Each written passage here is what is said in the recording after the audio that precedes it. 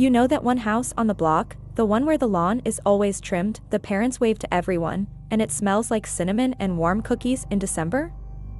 Yeah, That was our house. My dad was the classic all-American dad. He coached my softball team, wore socks with sandals, and cried at every graduation video. Mom was the kind of woman who made personalized Halloween treat bags for the neighborhood kids and ran a book club that somehow felt cooler than a nightclub. They called each other honey, held hands at the movies, and slow danced in the living room when they thought I wasn't watching. People loved us, teachers complimented my strong moral foundation, neighbors said I was lucky to have parents like them, and my childhood was one big photo album of pumpkin patches, camping trips, and Christmas pajamas. We had game nights every Friday, Monopoly or Uno, depending on Dad's mood. On Sundays, we sang hymns at church like we were the actual choir. If someone had asked me what a perfect family looked like, I'd have said, without hesitation, mine. So when I came home from college for winter break that year, I wasn't expecting anything more than peppermint cocoa and badly wrapped gifts. I just finished finals and collapsed into my old bed like I was 12 again. Mom was already in Christmas mode, blasting Michael Bublé and yelling from downstairs, "Sweetheart, can you grab the box of ornaments from our closet? It should be on the top shelf." Simple errand, right? I climbed the stairs, humming along with the carols. The smell of cinnamon potpourri hit me halfway up. Their bedroom hadn't changed, same beige comforter, same framed wedding photo on the nightstand. I opened the closet, stood on my toes, and started shifting dusty boxes labeled winter coats and holiday lights.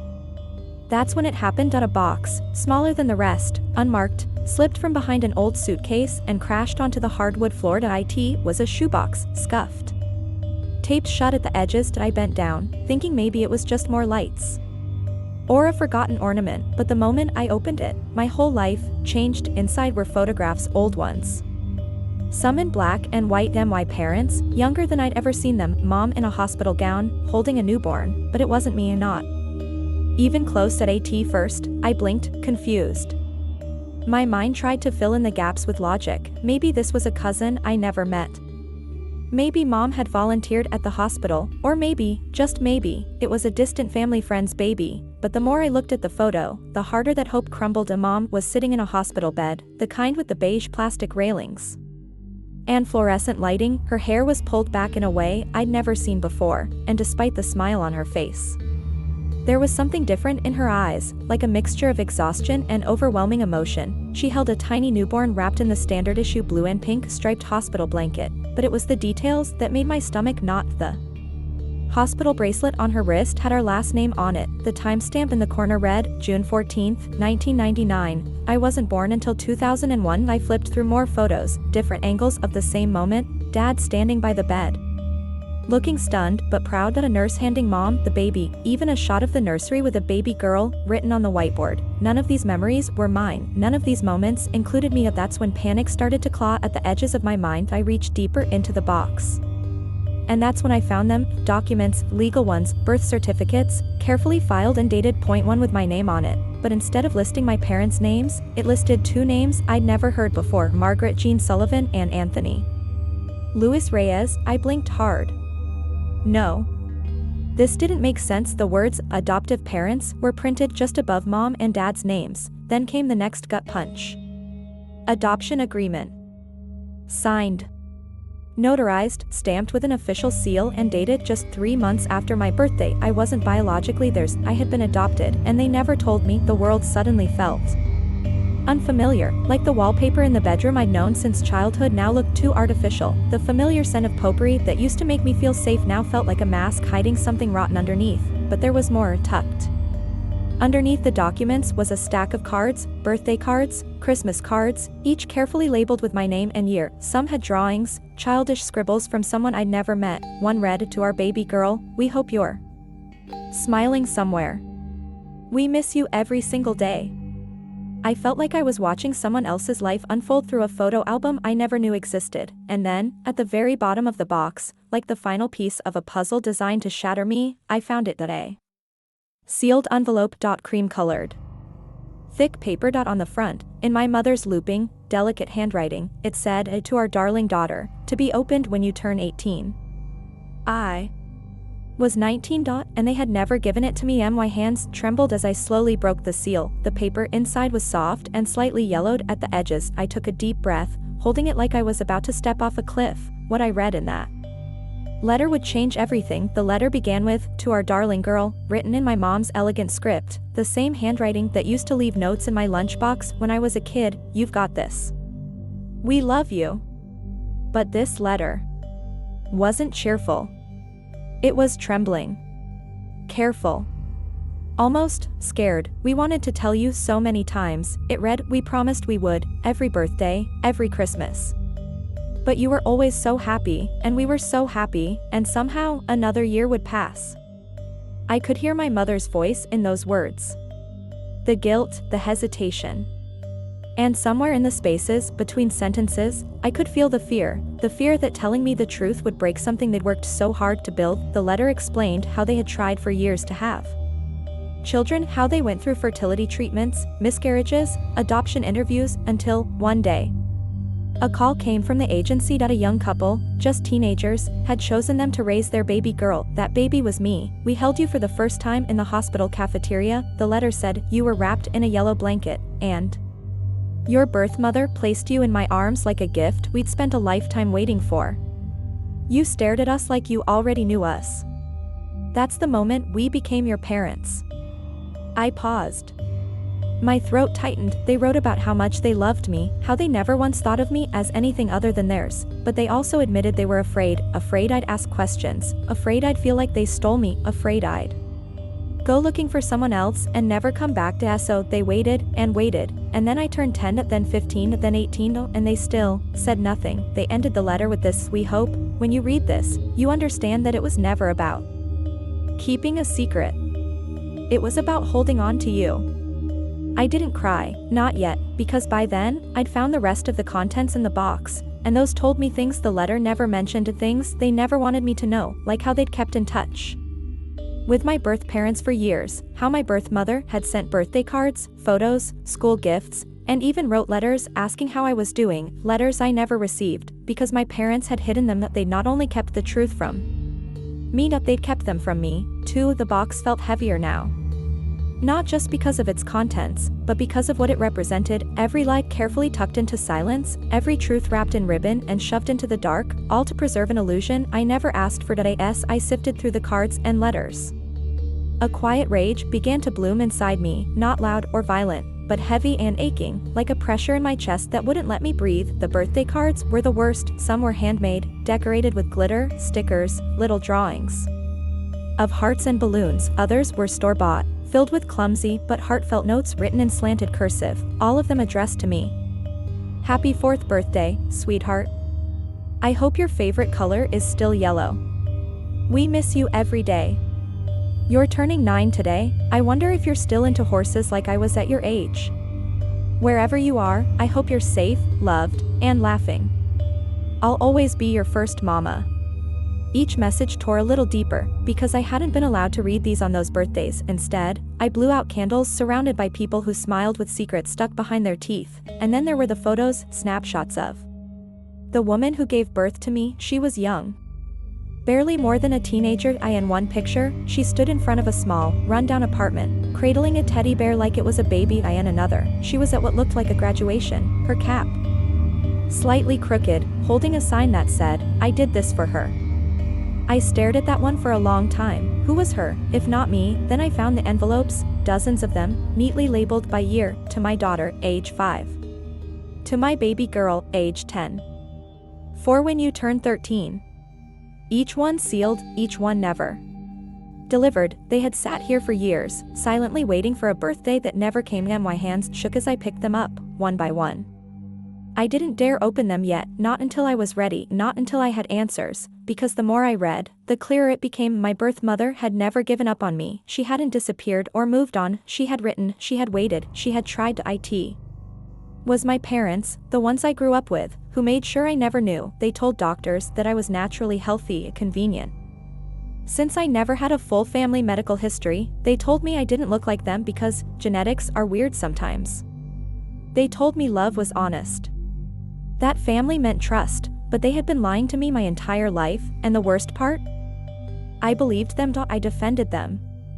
I bragged about how close we were, how lucky I was to have such a stable, loving home. All the while, they were holding this massive secret behind carefully curated smiles and choreographed game nights. It wasn't just betrayal, it was identity theft, because I didn't even know who I was anymore. And when I found that last envelope, the one containing the address of my birth mother, I knew what I had to do, not for revenge, not even for closure, but because if I didn't go and meet her, if I didn't fill in this aching blank spot in my story, I'd never trust anything again. So 3 days later, I filled up my gas tank, packed a duffel bag with clothes and questions, and started driving north. 6 hours on a straight stretch of unfamiliar highway, heart pounding in my chest the entire time. I didn't know what I'd say when I got there, but I knew I had to go. Her house was small. White siding, a weather-worn porch swing, and a mailbox with faded letters that spelled out her last name, Arf Callahan. My hands were trembling as I walked up the steps. I hadn't called ahead. I hadn't warned her. I wasn't even sure I had the right house until I looked through the front window and saw the same smile I'd stared at in a dozen old photographs. Sitting at a kitchen table, folding laundry, I knocked. The door opened slowly. She looked up at me with cautious curiosity, and then froze. We just stared at each other. She dropped the towel in her hands. Her breath hitched. I watched her eyes fill with tears as her hand covered her mouth. "Oh my God," she whispered. "It's you." She reached for me like she'd been drowning and I was air. Her hands went to my face, like she had to touch me to believe I was real. "You're even more beautiful than I imagined." I couldn't say anything. Not yet. My throat was tight with emotions I didn't have names for. Joy. Grief. Anger. Hope. All tangled together. She pulled me inside. We sat at the kitchen table, just like in the photos, and I finally saw it, the same eyes, the same jawline, the same dimple that only showed when I was trying not to cry. She made tea, but neither of us touched it. Instead, she told me everything. How she was 17 and terrified when she found out she was pregnant, how her parents pushed for adoption because a child can't raise a child, how she picked my parents from a list of families. They looked so kind, so stable. "I just wanted you to have a good life." She hadn't wanted to let me go, but she'd done it thinking she'd at least get letters, updates, photos. But after the first year, nothing. She'd written anyway, sent gifts, tried to stay connected in any way the agency allowed, and every time she got no reply, she convinced herself that maybe no news was good news, that I was loved, safe, and happy. She never stopped thinking about me, not on my birthdays, not during holidays, not once. Then she told me something I didn't expect. "You have 2 younger brothers, Noah and Caleb. They know about you. They've always known about you." Brothers, I had brothers. The idea hit me like a freight train, too fast to dodge, too big to absorb all at once. She pulled out a photo album. I saw pictures of them as toddlers, teenagers, with handmade birthday signs that read, "Happy birthday, big sis, wherever you are."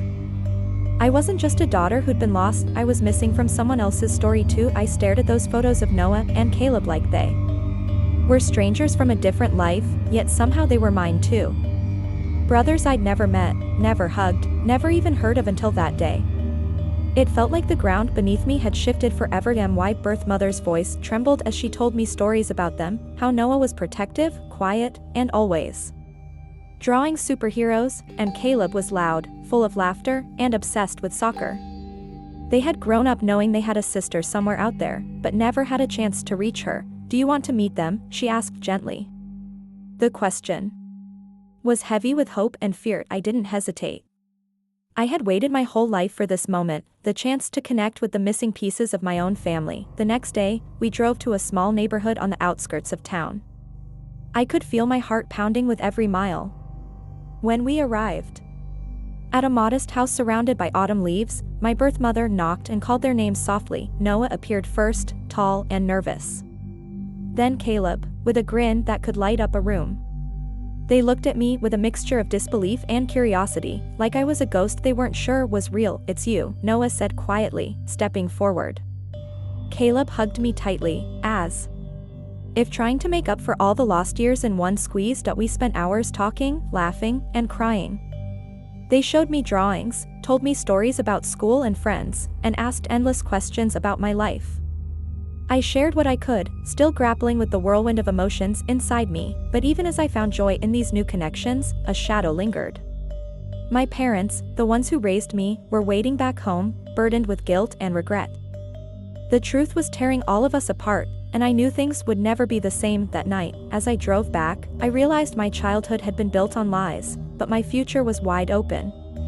I could choose who I wanted to be and who I wanted to love. Returning home felt like stepping into a different world, one I knew but no longer recognized. The house was quieter than usual, the familiar creaks and hums now underscored by a heavy silence. My parents were sitting at the kitchen table, their faces etched with exhaustion and regret, waiting for me. I took a deep breath, feeling the weight of everything I had uncovered pressing down on my chest. I knew this moment was inevitable, the confrontation I had avoided for so long but could no longer postpone. I sat down across from them, my hands trembling slightly but my voice steady. "I know everything," I said, the words feeling foreign, yet necessary as they left my mouth. "You didn't just hide the truth about where I came from. You hid me from myself." My mother's eyes filled with tears immediately, and my father remained silent, his jaw clenched tightly. The room felt thick with unspoken words and decades of secrets now spilling into the light. For the first time, they admitted the full extent of their deception, the fears that held them back from telling me, the guilt that consumed them, and the desperate hope that I would never find out. They begged for forgiveness, insisting that their love for me had never wavered, even if their honesty had, but I was no longer a child to be shielded from the truth. I was a woman who had traced her own path through shadows and lies, piecing together a fractured past to build a future on my own terms. I told them that while I understood their reasons, the foundation of my childhood was forever altered. The memories of family game nights, camping trips, and Sunday mornings at church would always carry the bittersweet taste of half-truths and silence, yet, amidst the heartbreak, there was room for healing. I realized that family isn't just about blood or perfect stories, it's about the messy, complicated love that binds us despite everything. I was beginning to accept that I belonged to two worlds, the one that raised me, flawed but loving, and the one I had just discovered, raw and real. In the weeks that followed, conversations opened up slowly but surely. My parents and I talked about everything, the fears, the regrets, and the hopes for rebuilding trust. I started reaching out to my birth family, weaving them into my life as a living, breathing part of my story rather than a distant mystery. That December, as snow blanketed the world outside, I found a strange sense of peace. My perfect childhood may have been built on lies, but my future was mine to write, honest, open, and fiercely my own.